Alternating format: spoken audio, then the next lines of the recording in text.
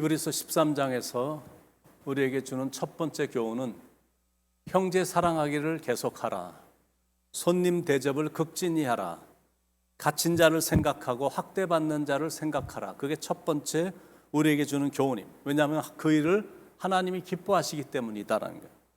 두 번째 교훈은 결혼을 귀히 여기고 가정을 소중히 여기라. 하나님의 거룩한 백성으로서 순결하라. 왜냐하면 하나님이 그렇게 하기를 원하시기 때문이다라는 거예요. 세 번째 교훈은 돈을 사랑하지 말라. 있는 바를 족한 줄로 여기라. 왜냐하면 하나님의 백성들이 돈을 사랑하는 걸 하나님이 싫어하시기 때문에. 물론 현실은 갖고 있는 것을 족한 줄로 여기며 산다는 게 말처럼 쉽지 않습니다. 돈이 없으면 신앙이 괜찮아도 참 불안해지는 건 사실이기 때문입니다. 돈이 없으면 사회에 나가도 인정도 제대로 못 받고 배우자와 자녀들에게도 무능한 모습으로 보여지기 때문에 남자들은 돈이 없으면 더 기가 죽는 게 사실입니다. 그럼에도 불구하고 성경은 계속해서 돈을 사랑하지 말고 있는 바를 족하게 여기라라고 말씀하고 있습니다. 그 이유는 하나님이 우리를 절대 버리지 않으실 것이고 하나님이 절대 우리를 떠나지 않을 것이다라고 약속하셨기 때문에. 인생은 돈이 지켜주는 게 아니라 하나님이 지켜주시는 것이거든요. 여러분 충분히 동의하시죠? 그래서 우리를 지켜주시는 하나님만 사랑해야지 돈을 사랑하면 안 된다는 거예요. 요한 웨슬리 목사가 자신이 평생을 청빈하게 살면서 돈에 대한 원칙을 3가지를 세웠는데 이 가르침이 후에 청교도들에게 돈에 대한 원칙이 됐습니다. 첫 번째 원칙, 최대한 많이 벌어라. 두 번째 원칙, 최대한 아껴 써라. 세 번째 원칙, 최대한 하나님과 이웃을 위해 써라. 자신과 가족을 위해서는 최대한 아끼고 남은 건 하나님과 이웃과 사회를 위해 쓰라라는 거예요. 청교도들의 기부 문화가 바로 여기서 비롯이 된 겁니다. 미국이 다른 나라에 비해서 위대한 거는 정말 악착같이 돈을 버는 자본주의의 본산인데 그걸 사회로 정말로 많은 금액을 환원하는 게 참 위대합니다. 최소한의 유산만 자녀들에게 물려주고 나머지는 교회라든지 사회에 다 환원을 합니다. 참 아름다운 삶의 모습입니다. 우리는 청지기로 부름받았습니다. 청지기란 돈에 대한 주권이나 소유권은 없고 관리권만 있습니다. 주인의 뜻을 최대한 헤아려 주인의 뜻에 맞게 집행하는 사람일 뿐입니다. 이 정신에서 이탈이 돼서 자기가 주인 행사를 하기 시작하면 믿음에서 떠나 수많은 죄를 짓게 돼서 나중에 쫓겨나 슬피 이를 갈게 될 것이다라는 거예요. 그러므로 먼저는 돈으로부터 자유해야 됩니다. 무슨 말이냐면 절대 돈을 사랑하거나 돈을 숭배하면 안 된다라는 말이에요. 돈 때문에 추한 행동을 하지 말라라는 거예요. 돈을 사랑하면 결국 망하게 되니까 있는 바를 족한 줄로 알라라는 거죠. 왜냐하면 그게 진짜 좋은 거고 그게 행복입니다. 그리고 하나님이 도와주실 거니까 걱정하지 말라는 거예요. 6절에 그러므로 우리가 담대히 말하되 주는 나를 돕는 이시니 내가 무서워하지 아니하겠노라. 사람이 내게 어찌하리요 하노라. 그리고 우리가 해야 할 일은 말씀으로 인도하는 사람들을 존중하라라는 겁니다. 7절에 하나님의 말씀을 너에게 일러주고 너희를 인도하던 자들을 생각하며 17절 너희를 인도하는 자들에게 순종하고 복종하라. 그리고 어떤 환난이나 핍박에도 굴복하지 않았던 사람들의 믿음을 본받으라라는 겁니다. 7절 후반부 그들의 행실의 결말을 주의하여 보고 그들의 믿음을 본받으라. 사도 바울도 그런 말씀을 했거든요. 내가 그리스도를 본받는 것처럼 너희는 나를 본받으라. 이렇게 말을 했습니다. 그런데 더 중요한 게 뭐냐면 우리의 믿음의 궁극적인 모델은 말씀을 전하는 사람이 아니라 예수님이시다라는 거예요. 왜 오직 예수냐면 교회의 영적 지도자들은 언젠가 우리 곁을 떠날 것이기 때문에 그런데 우리 예수님은 절대로 우리를 떠나시거나 우리를 버리시지 않고 늘 동행해 주시거든요. 그리고 교회 영적 지도자들은 때때로 실수도 하고 변덕스러운 일도 합니다. 그건 사람이기 때문에 그럴 수 있는 겁니다. 그런데 예수님은 항상 똑같으시고 실수가 없으셔요. 예수님은 어제나 오늘이나 영원히 동일하십니다.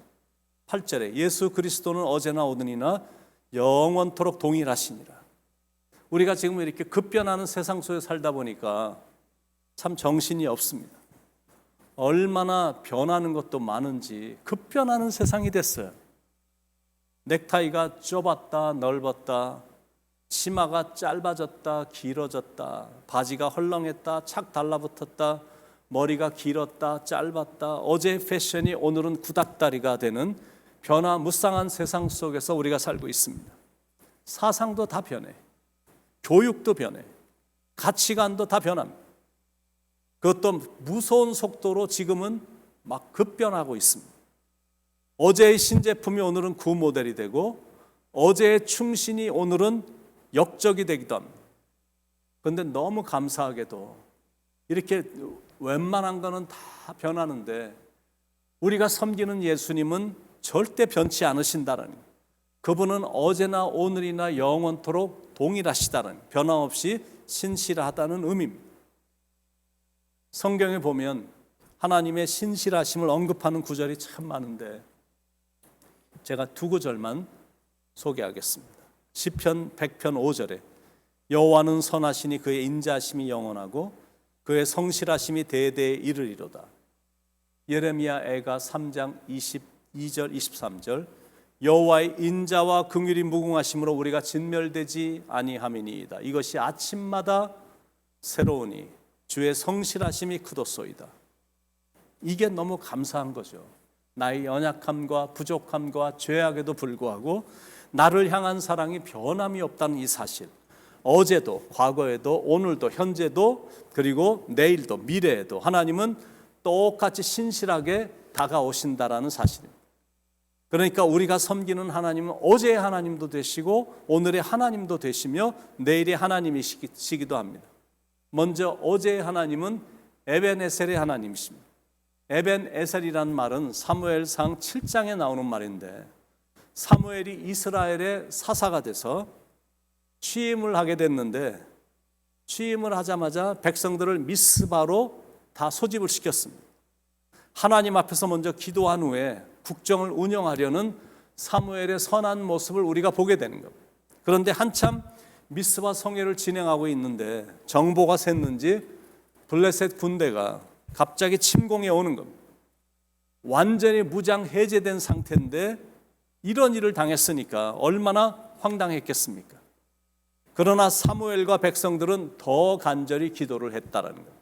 그랬더니 하나님께서 큰 우레를 발하셔서 블레셋 군대를 어지럽게 하심으로 이스라엘 백성들로 하여금 완전히 그들을 섬멸시키게 도와주셨다는 거예요. 대승리를 거두자 사무엘이 하나님께 감사를 드리며 승전비를 세웠습니다. 사무엘이 돌을 취하여 미스바와 센 사이에 세워 이르되 여호와께서 여기까지 우리를 도우셨다 하고 그 이름을 에벤에셀이라 하니라. 그 승전비의 이름을 에벤에셀이라라고 명명을 했다라는 거죠. 그 말은 도움의 돌이란 뜻인데 여호와 하나님이 여기까지 도우셨다라는 감사의 고백이 담긴 승전비입니다. 어제의 하나님은 어려운 시련과 인생의 고비마다 구원해 주신 하나님이십니다. 오늘의 하나님은 여전히 우리와 함께 하시는 임마누엘의 하나님이시다라는 것. 그리고 내일의 하나님은 모든 걸 다 예비해 주시는 여호와 이레의 하나님이십니다. 우리는 내일을 알지 못하지만 한 가지는 분명히 알거든. 내일이란 시간은 좋으신 하나님의 손안에 있다. 그겁니다. 그 이유 때문에 우리는 염려하지 않고 믿음으로 나가는 겁니다. 그러니까 내일이란 시간을 하나님께 맡기고 오늘이란 시간 속에 우리는 충실히 성실하게 사는 겁니다. 그러면 과거에도 함께 하신 하나님은 내일도 책임져 주신다는 거예요. 잘 이해가 되시죠? 충분히 믿으시죠? 하나님 한 번도 나를 실망시키신 적 없으시고 언제나 공평과 은혜로 나를 지키셨네.